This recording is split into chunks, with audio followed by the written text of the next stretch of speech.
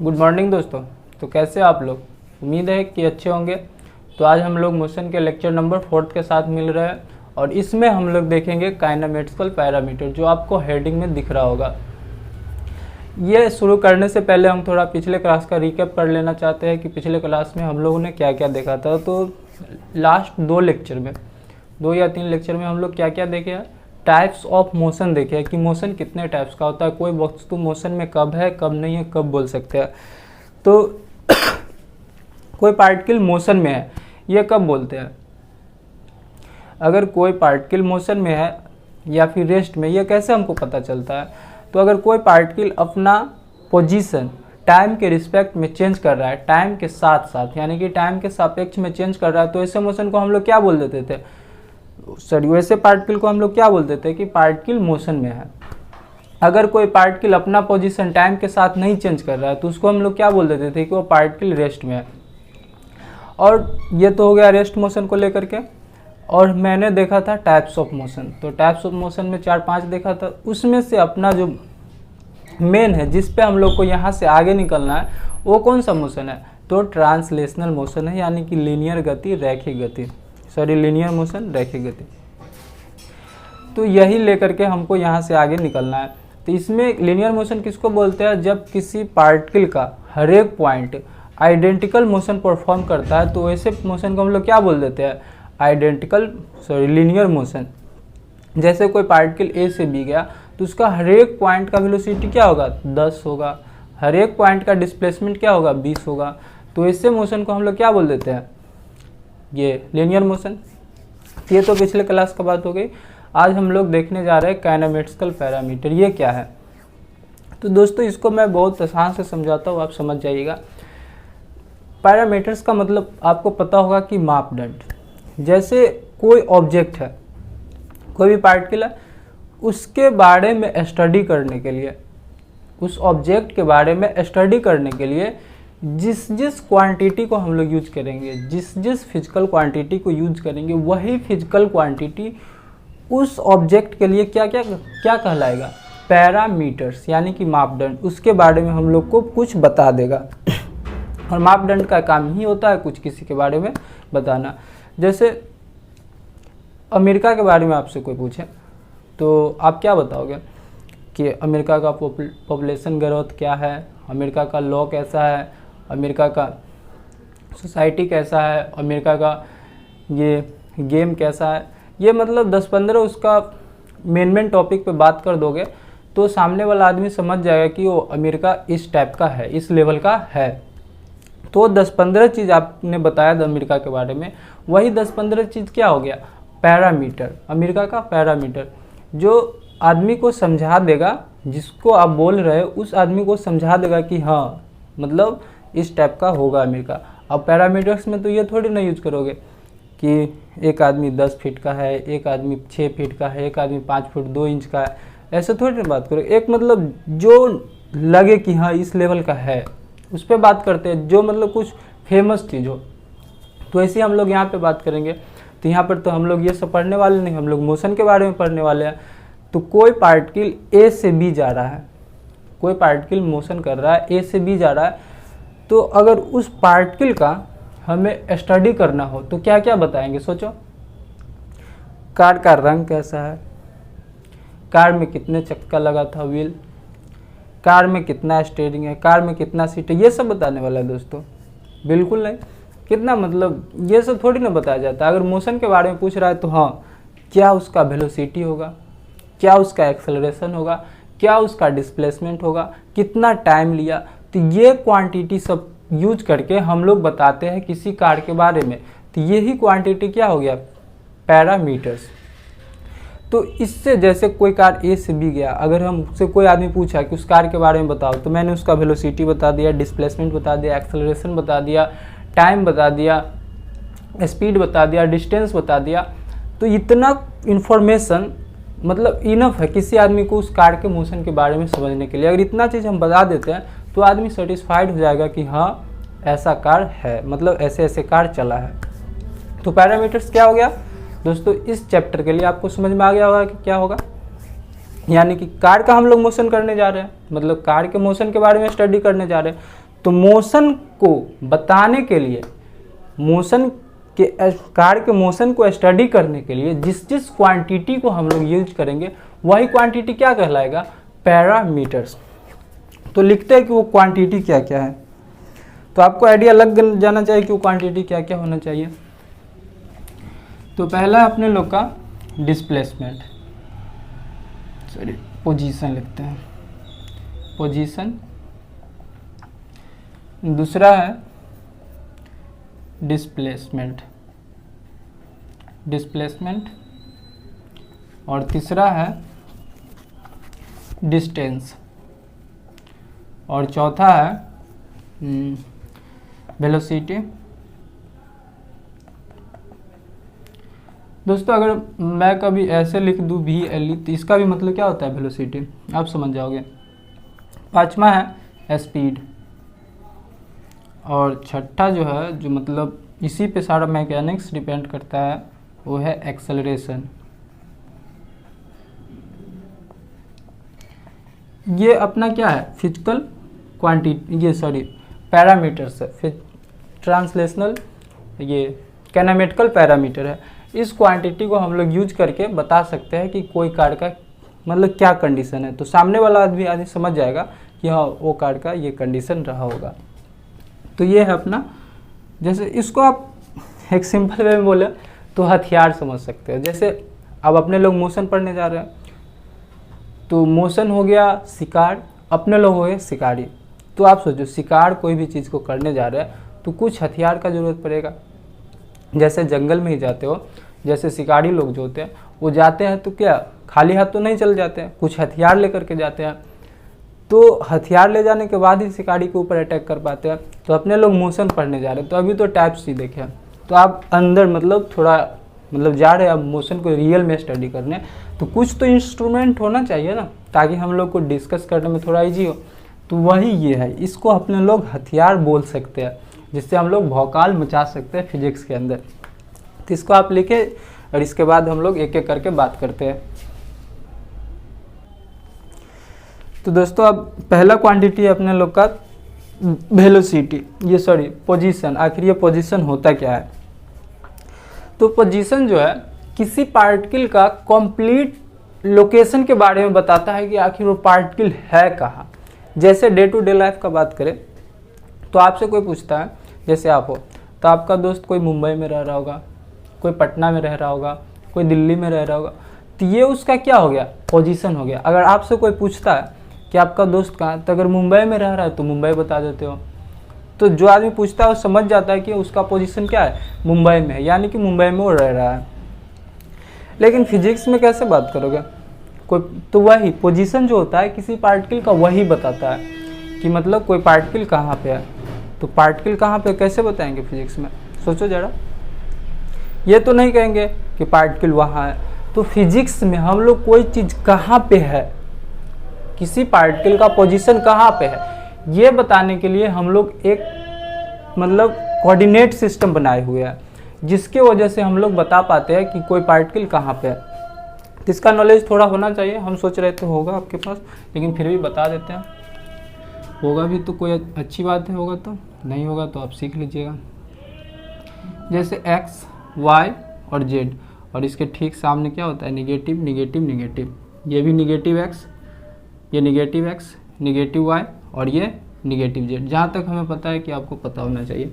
तो खैर अभी निगेटिव का बात हमको अभी नहीं करना है, लेकिन उसके ठीक अपोजिट क्या होता है, निगेटिव होता है। इतना आप माइंड में सेटअप कर लीजिएगा।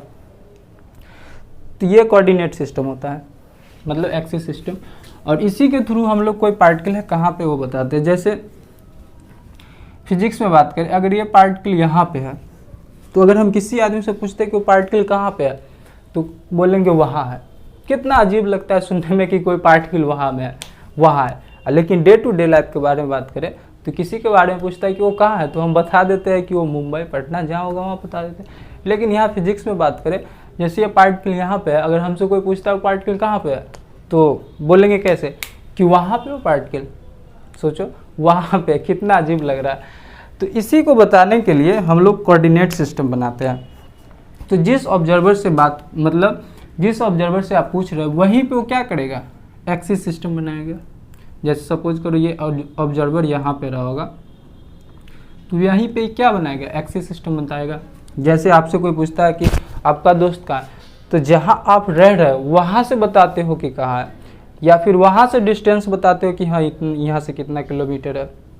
ये नहीं जो आप बिहार में रह रहे हो आप उसको गुजरात से मुंबई का डिस्टेंस बताओगे, तो ये तो गलत बात है ना। जहाँ से रह रहा हो वहाँ से बताएगा। तो यहाँ पे सपोज करो कोई ऑब्जर्वर है और इससे हम पूछ दे वो पार्टिकल कहाँ है, तो ये पार्टिकल डायरेक्ट क्या करेगा, ये पार्टिकल तो ऐसे नहीं बोलेगा कि वहाँ है मुंबई अमेरिका गुजरात, ऐसे तो नहीं बोलेगा। ये पार्टिकल डायरेक्ट क्या करेगा, वहाँ पे कोऑर्डिनेट सिस्टम बनाएगा, कोऑर्डिनेट सिस्टम बनाएगा और डायरेक्ट वो मेजर करना स्टार्ट कर देगा उस पार्टिकल के बारे में। और ये हो गया यहाँ से x1 और y, ये हो गया y1, और डायरेक्ट आपको बता देगा कि उस पार्टिकल का कोऑर्डिनेट जो है x1 और y1 है, x1 और y1। तो आप समझ जाओगे कि वो पार्टिकल कहाँ होगा कि x एक्सिस पे x1 चलो और y एक्सिस पे y1 चलो, आप पार्टिकल पे पहुंच जाओगे, आपको आइडिया लग जाएगा कि वो पार्टिकल कहाँ पे है। जैसे देखो एक एग्जांपल लेते हैं, ये पार्टिकल यहाँ पे है, आप इससे पूछें यहाँ पे 2 4 6 8 ये x है और ये y है, 2 4 और ये 6। आप इससे पूछे कि वो q पार्टिकल कहाँ पे है, तो ये बता देगा उस q पार्टिकल कहाँ पे है, 6 पे है। तो आप अब पहला किसका रोल प्ले करता है, x का, दूसरा क्या किसका रोल प्ले करता है, y का, और होगा तो z का, 3 ही होता है।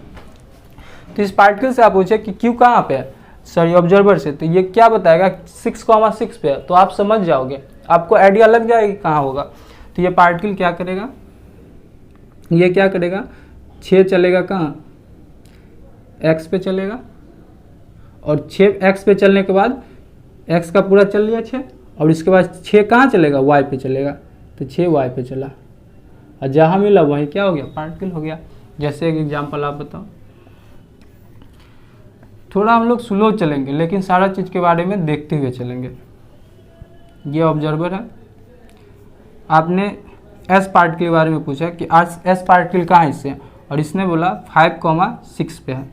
सोचो आप कहाँ होगा पार्टिकल, 1 2 3 4 और 5 और 6, 1 2 3 4 5 एंड 6।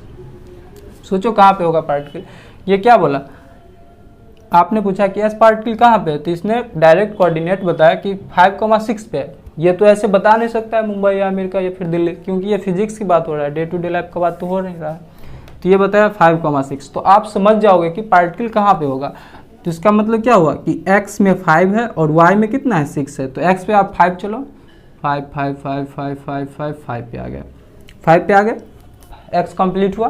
और y पे कितना है, 6 है, यहाँ पे y होना चाहिए।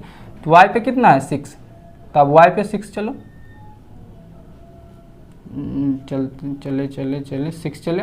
अब यहाँ से एक लाइन खींच दो और यहाँ से एक लाइन खींच दो, जहाँ मिल गया दोनों वहीं पे क्या होगा, पार्टिकल होगा। तो एस पार्टिकल कहाँ पे है, यहाँ पे, जिसका कोऑर्डिनेट कितना है, 5,6 है।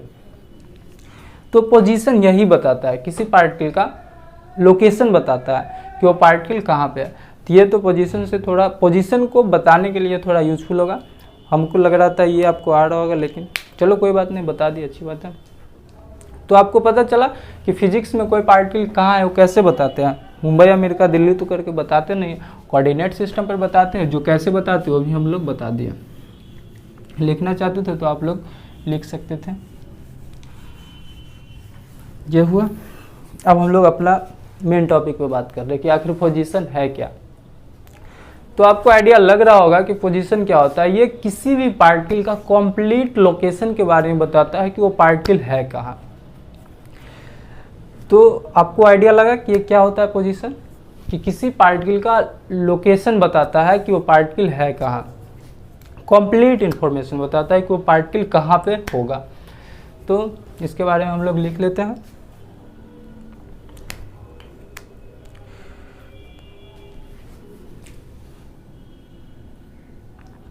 It is complete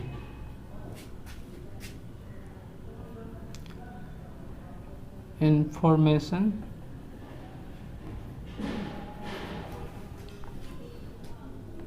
about location of the particle. ये पार्टिकल के बारे में क्या बताता है? कंप्लीट इंफॉर्मेशन देता है कि पार्टिकल कहाँ पे है, पार्टिकल के लोकेशन के बारे में बताता है। अब सोचो ये क्या हो सकता है, ये कंप्लीट इंफॉर्मेशन कैसे देगा? तो थोड़ा हम लोग और इस पे थोड़ा और डिटेल्स में बात करते हैं। जैसे इधर हो गया नॉर्थ, इधर हो गया साउथ, इधर हो गया ईस्ट, वेस्ट, नॉर्थ और ये हो गया साउथ। आप यहाँ पे खड़ा है, यहाँ पे कोऑर्डिनेट पे आपका दोस्त ईस्ट के तरफ 10 मीटर चला। कितना चला? 10 मीटर ईस्ट के तरफ, और यहाँ पे अब है। और एक और कोई अननोन पर्सन आता है, यहाँ पे आया और आपसे पूछता है कि आपका दोस्त किधर है, मतलब कहाँ है। तो आप क्या बताओगे कि मेरा दोस्त 10 मीटर दूर है। सोचो कोई आदमी आया, आपसे पूछा कि आपका दोस्त कहाँ है, तो आप बताते हो 10 मीटर दूर है। सोचो अगर आप ऐसे बताते हो कि मेरा दोस्त 10 मीटर दूर है, यानी कि सिर्फ वो कितना दूर है उसका मैग्नीट्यूड बताते हो, उसका परिमाण कितना, 10 मीटर दूर है। तो क्या आपको ऐसा लग रहा है कि सिर्फ इतना बताने से जो आदमी पूछ रहा है वो मेरे दोस्त तक पहुंच सकता है, या फिर फील कर सकता है कि मेरा दोस्त कहाँ पे है? सोचो क्या जो आदमी हमसे पूछा है कि तुम्हारा दोस्त कहाँ है, तो मैंने बताया कि 10 मीटर है, 10 मीटर दूरी है। और सपोज करो मतलब दिख नहीं रहा, 10 मीटर का एरिया दिख नहीं रहा है। 10 मीटर तुमको लग रहा हो कि छोटा है, दिख रहा होगा, 1 किलोमीटर कर देते हैं। अब तो नहीं ना दिख रहा होगा, मेरा दोस्त अब नहीं दिख रहा होगा। तो अब सोचो कोई आदमी पूछता है कि आपका दोस्त कहाँ है, हम बोल देते हैं 1 किलोमीटर दूर है। तो क्या आपको लग रहा है कि वो आदमी मेरे दोस्त के बारे में सोच लिया होगा कि मेरा दोस्त कहाँ है? हाँ, इतना पता लग गया होगा कि उसका दोस्त 1 किलोमीटर दूर है, लेकिन ये नहीं पता चला होगा कि किधर है। अगर वो जाना चाहे तो ये 100% लिख करके हम नहीं दे सकते कि मेरे दोस्त के पास पहुंच ही जाएगा। हो सकता है 1 किलोमीटर वो इधर चल सकता है कि समझे कि हाँ साउथ के तरफ है, हो सकता है वो समझ ले कि वेस्ट के तरफ, हो सकता है नॉर्थ के तरफ समझ ले, हो सकता है वेस्ट साउथ के तरफ समझ ले, यानी कि 1 किलोमीटर वो कहीं समझ सकता है। तो हम लोग यहाँ पे पोजीशन पढ़ रहे हैं, और पोजीशन कंप्लीट इन्फॉर्मेशन बताता है लोकेशन के बारे में, पार्टिकल के लोकेशन के बारे में कंप्लीट इन्फॉर्मेशन बताता है। तो अगर हम लोग सिर्फ उसका मैग्नीट्यूड बताते हैं कि मेरा दोस्त 1 किलोमीटर दूर है, तो फिर मतलब कंप्लीट हुआ ही नहीं, अनकम्प्लीट है। अगर कंप्लीट होता तो बताने के बाद वो पहुंच जाता, तो कैसे कंप्लीट होगा? सोचो। तो उसको हमको क्या बताना पड़ेगा कि मेरा दोस्त जो है 1 किलोमीटर ईस्ट के तरफ है, तब अब कंप्लीट हुआ। और अब वो जो पूछ रहा है आदमी अगर जाना चाहेगा तो जा भी सकता है, और उसको आइडिया भी लग गया होगा कि ईस्ट के तरफ इसका दोस्त कितना है, 1 किलोमीटर। तब वो मतलब माइंड में सेटअप कर सकता है पार्टिकल के कंप्लीट लोकेशन के बारे में। जैसे